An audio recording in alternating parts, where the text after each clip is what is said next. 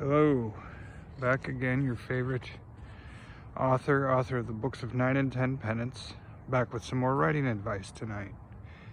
Well, tonight I thought I would share with you a passage from my book, The Magic Paintbrush. It's about a boy trapped in a painting. And anyways, in one of the videos I had talked about pairing art history with your own writing, which is a subject I've talked about a lot in groups and people just love it.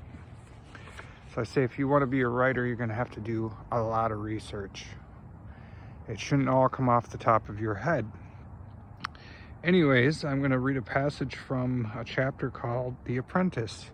And in this chapter, the hero of our tale, young Aidan Fragonard, is learning how to paint. And so what I did, and his neighbor happens to be Grant Wood. So he goes out to the fields to learn how to paint.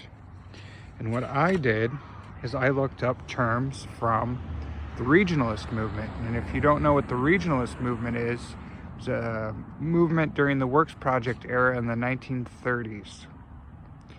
So I took terminology from that era, paired a little bit with one of my favorite poets, Auden, and I wrote this passage in the book to kind of help make it come alive. I hope you enjoy. The next day I went out to the fields and spent an afternoon underneath the shade of that tree learning how to paint. The fields weren't much to look at, and they never were.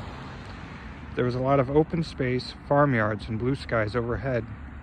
It all looked the same at first glance. However, upon closer inspection, I began to notice there were details in the landscape, a language to be spoken of its simplicity. The rocks and the rills weaving beyond the valleys, rolling over the templed hills, spanning widely across regiment fields. The silent miles of wind-bent grasses as she twists and turns throughout the sparse countryside. The shadows bouncing off the landscape, reflecting the changing moods of the sky. The outlines of trees ruffled in the backdrop, and the secular rows of green and brown that careened down long winding alleyways cut deep into the earth.